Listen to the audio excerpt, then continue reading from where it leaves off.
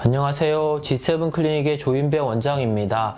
오늘은 지방 흡입과 관련된 영상 중에 지방 흡입을 한 후에 그 지방을 버리지 않고 가슴에 이식하는 가슴 지방 이식에 대해서 한번 설명드려 보도록 하겠습니다. 제가 이제 가끔 지방 흡입과 관련된 이식과 관련된 강의를 의사 상대로 하는 경우가 있는데, 강의를 하는 방식으로 파워포인트를 통해서 한번 설명해 보도록 하겠습니다.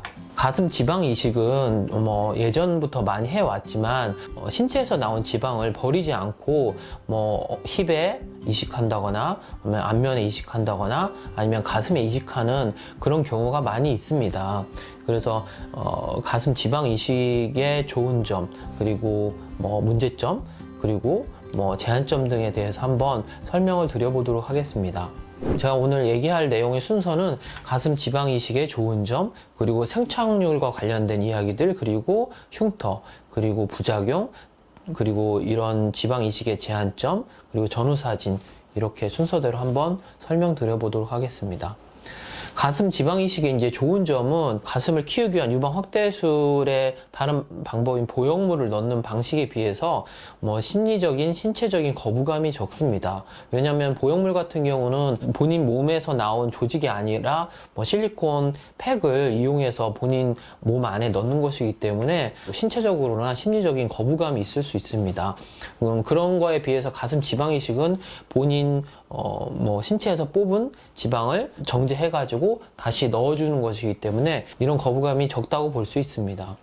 그리고 두 번째는 이제 촉감이 좋습니다. 우리가 보형물을 넣는 이런 수술 같은 경우는 어차피 근육 밑에 넣든 유선 하에 넣든 그 촉감이 만져보면 그 안에 무슨 알맹이가 이렇게 있는 듯한 이물감이 느껴집니다. 하지만 가슴 지방 이식은 정상적인 가슴 조직에도 지방이 다량 있기 때문에 그 지방량이 좀 많아졌다고 해서 절대 이물감이 느껴지거나 촉감이 이상하게 느껴지지 않습니다. 그래서 촉감이 매우 좋다는 좋은 점이 있습니다. 그리고 그런 지방 이식은 누구도 알 수 없다는 그런 장점이 있고, 또한 보형물을 수술하게 되면 그런 가슴 모양이 비대칭으로 되거나 윗가슴이 꺼져 보이거나 이런 경우가 있는데, 그런 비대칭을 보완하거나 윗가슴이 꺼져 보이는 보완을 지방 이식을 통해서 할 수 있는 장점이 있습니다.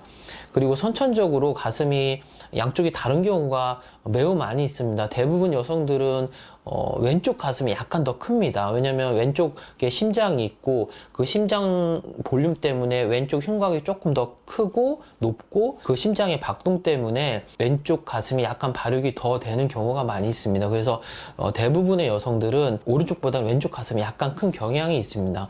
비대칭이나 짝가슴의 정도가 심한 경우에는 한쪽 가슴에만 신체에서 뺀 지방을 이식을 하게 되면 비대칭 가슴을 교정할 수 있는 장점이 있습니다. 그래서 이제 이런 지방 이식을 했을 때 효과를 한번 보시면은, 이분 같은 경우는 가슴 볼륨도 B급 이상으로 상당히 좋았는데, 팔에서 지방을 빼서 가슴에 지방 이식을 하고 8개월이 지나서 찍어본 사진인데, 보면은 가슴 윤곽이 좀 더 뚜렷해지고 부유방은 제거가 되고 그 윗가슴 쪽에 지방을 넣어서 전체적인 가슴 모양이 볼륨감이 증대되면서도 실루엣이 좀 더 강하게 형성되어 보이면서 볼륨이 커진 것을 확인할 수 있습니다.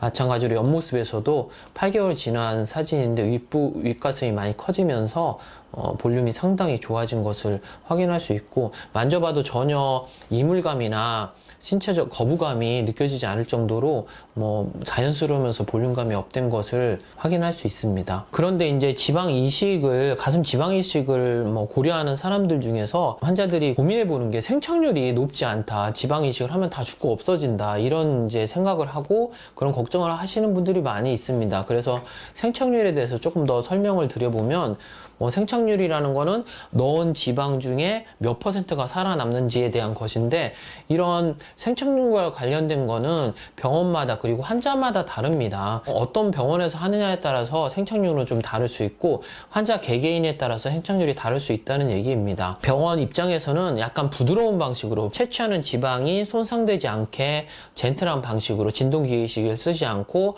적정 크기의 캐놀라 두께를 이용해서 부드러운 방식으로 채취를 해야 생착률을 높일 수 있을 거고, 지방을 이식할 때는 뽑아낸 지방 중에는 불순물들이 많이 있습니다. 맨 위쪽에는 오일이 있고 섬유질들도 섞여 있고 피도 있고, 아래쪽에는 이제 수술에 넣었던 그런 투메센트 관련된 수액들이 많이 있는데, 이런 불순물들을 이제 완벽하게 제거하고 순수하고 콤팩트한 지방만을 모아서 이식을 해준다면 생착률을 높일 수 있을 것입니다. 그래서 원심 분리기를 이용해서 그 지방에 들어있는 불순물들을 제거하는 원심 분리를 하는 게 필수적이라고 생각합니다.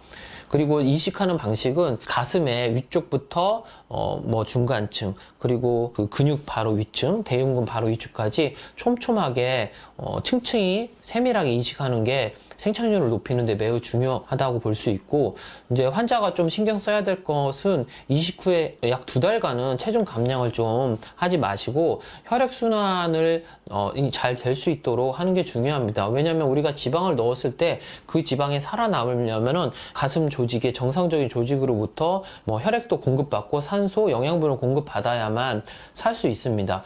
그런 영양분이나 산소 등을 공급받으려면 제일 중요한 게 혈액순환이겠죠. 그렇기 때문에 가슴 지방 이식을 한 다음에 너무 뭐 쪼이는 속옷을 입거나 강하게 누르거나 압박을 심하게 하는, 혈액순환을 방해하는 그런 행위는 하지 않는 게 좋다고 생각합니다. 본원 같은 경우에는 약 50에서 60% 정도의 생착률을 보이고 있습니다.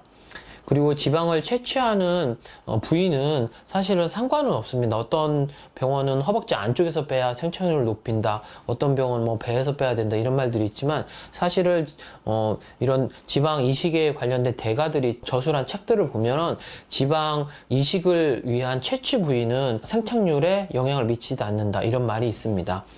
그리고 이제 줄기세포를 이용하면은 좀 더 생착률을 높일 수 있다, 이런 말들이 많이 있는데, 저의 개인적인 생각으로는 줄기세포는 아직까지 그 연구 단계이기 때문에 줄기세포를 넣었다고 해서 무슨 생착률에 어마어마한 영향을 미친다고 생각하지 않고, 여러 병원들에서 하는 얘기는 그냥 이식을 한 것보다 줄기세포를 사용하면 뭐 10에서 20% 정도 더 생착률을 높일 수 있다고 하는데, 사실은 줄기세포가 비용이 너무 비싸고, 그리고 번거로운 면도 많이 있고, 그런 생착률 10% 정도를 더 높이기 위한 것보다 지방을 조금 더 넣어주면은 그런 생착률의 차이점을 충분히 극복할 수 있다고 생각합니다. 그리고 이제 또 하나 신경 쓰이는 게 이제 흉터인데, 우리가 지방을 채취하고 가슴에 지방을 넣을 때는 캐놀라가 들어가 입구가 꼭 필요하기 때문에 어딘가 절개창을 내야 됩니다. 그런데 그런 절개창을 최대한 숨겨서 내는 게 매우 중요하죠. 가슴 같은 경우는 이제 노출을 하게 되면은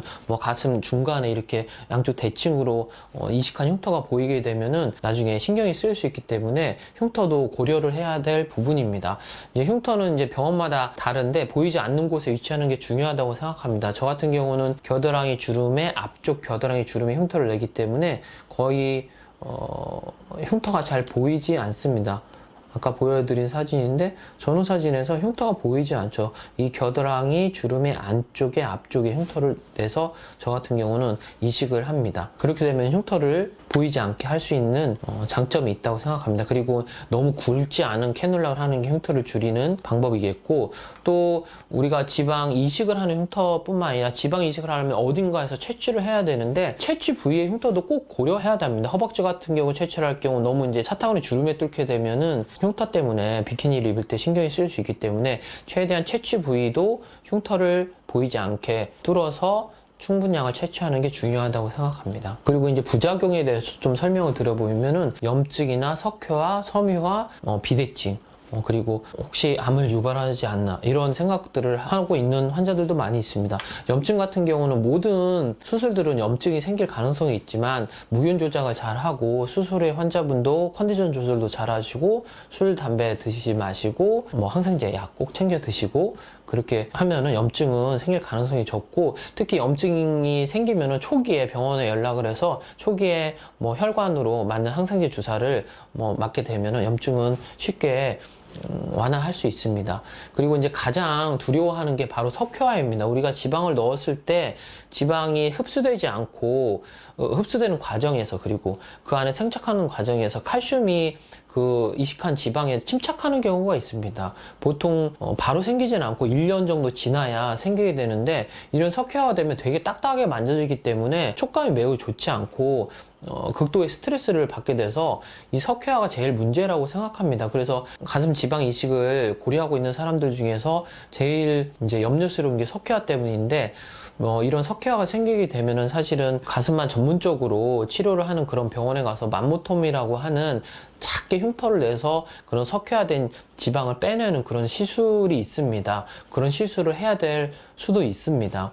그리고 섬유화도 될 수 있고, 비대증 같은 경우는 이제 양쪽이 뭐 똑같이 지방을 넣지 않은 경우나, 아니면은 한쪽이 흡수율이 너무 높아서 한쪽이 상체하기 높고 한쪽이 적게 돼서 이런 비대칭도 생길 수 있는데, 그렇게 된다면 추후에 2차적으로 한쪽에 지방을 더 이식해서 비대칭을 조율할 수 있습니다. 그리고 또 하나 환자분들이 걱정하는 것 중에 하나가, 혹시 넣었던 지방이 암을 유발하지 않나 이런 생각을 하고 있는데, 절대 암은 유발되지 않으니 걱정 안 하셔도 될 겁니다. 그리고 이런 가슴 지방 이식을 하게 되면은 너무 좋죠. 우리가 자기의 뺀 지방을 버리지도 않고 가슴에 넣게 되면은 볼륨도 커지고 그런다면은 모든 사람들이 다 가슴 지방 이식을 할 텐데, 사실은 제한점이 있습니다. 보형물을 선택할 수밖에 없는 그런 제한점들이 있는데, 그런 제한점들은 그 수술 전에 본인 가슴이 너무 작은 경우입니다. 우리가 지방이 들어가서 층층이 지방 이식을 하고 그게 살아남으려면은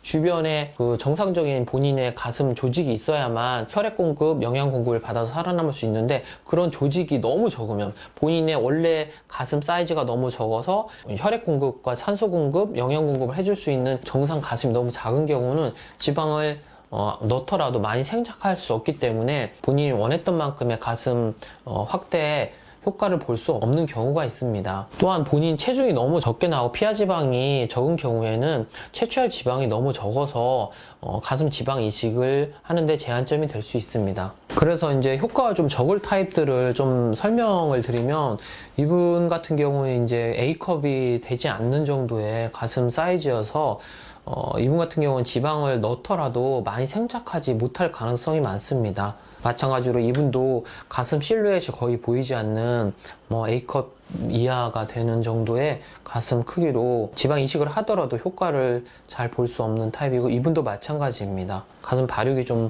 적게 되었기 때문에 이런 경우에는 이제 보형물 수술을 고려해 보는 게 좋다고 생각합니다.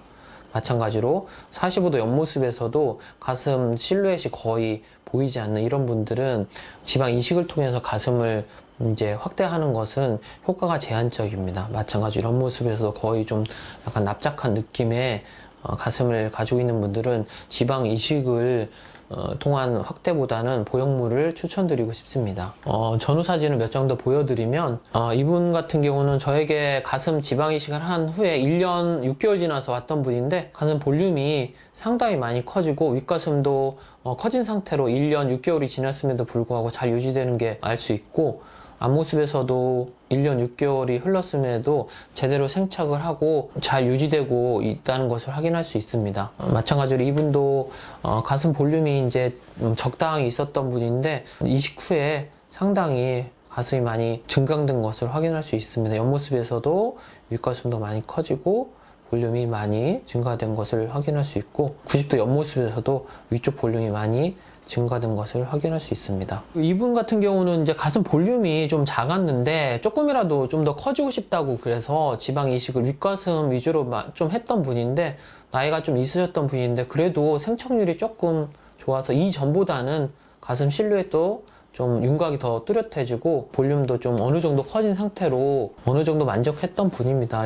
보형물을 넣어도 좋겠지만 보형물에 대한 강력한 거부감이 있는 분들은 절대 보형물을 넣지 않고 가슴 이식을 3번이든 4번이든 이렇게 하고 싶다는 분들이 가끔 있습니다. 이분 같은 경우도 가슴 볼륨이 좀 작아서 약간 볼륨 확대가 많이는 되지 않는데 윗가슴 위주로 좀 커진 모습을 확인할 수 있습니다. 이분도 가슴이 A컵 정도 됐었는데 수술을 하고 9달이 지났는데 어느 정도 커진 상태로 유지되고 있고, 윗가슴이 특히 좀 커져서 어느 정도 만족했던 분입니다. 윗가슴이 커진 것을 확인할 수 있고, 만약에 석회화가 된다면 만모톰을 해야 된다고 제가 말씀드렸는데, 만모톰 한 지 3주 정도 지난 흉터입니다. 흉터는 그렇게 크지 않고, 요즘은 만모톰을 이제 잘하는 병원들도 전문적으로 하는 병원들이 많기 때문에 가슴 지방 이식의 가장 큰 이제 제한적 요소고 스트레스인 석회화는 추후에 번거롭고 좀 힘들 수 있지만, 이런 만모톰을